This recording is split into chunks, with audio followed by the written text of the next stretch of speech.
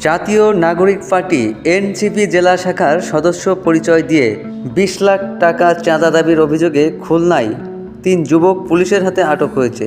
সোমবার ১৯ জানুয়ারি দুপুর ৩:৩০টার দিকে মহানগরীর সোনাডাঙ্গা থানাধীন নেসার উদ্দিন সড়কের একটি বাড়ি থেকে তাদের আটক করা হয়। আটক ব্যক্তিরা হলেন মেহেদি হাসান মিরাজ, আল নাইম ও মিরাজ গাজী। তাদের মধ্যে মেহেদি হাসান মিরাজ নিজেকে এনসিপি খুলনা জেলা শাখার সদস্য হিসেবে পরিচয় দিয়েছে বলে পুলিশ জানিয়েছে। পুলিশ ও স্থানীয় সূত্রে জানা গেছে, নগরীর নেসার উদ্দিন সড়কের বাসিন্দা শাহনাজ পারভিনের বাবা SM শফিকুল ইসলাম সানা ক্যান্সারে আক্রান্ত।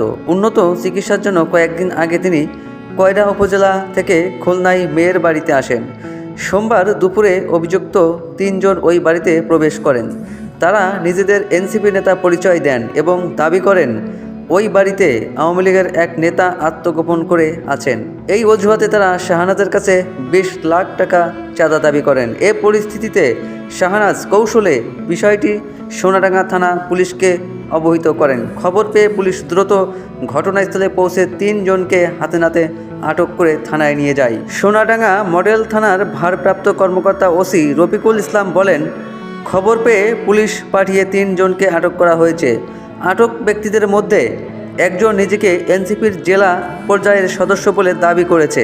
তারা ২০ লাখ টাকা চাঁদা দাবি করেছিলেন বলে অভিযোগ পাওয়া গেছে। তিনি আরও জানান, বিষয়টি বর্তমানে যাচাই বাছাই করা হচ্ছে। এ ঘটনায় থানায় মামলা দায়েরের প্রস্তুতি চলছে এবং ভুক্তভোগী পরিবার অভিযোগ দিলে আটককৃতদের বিরুদ্ধে আইনগত ব্যবস্থা গ্রহণ করা হবে।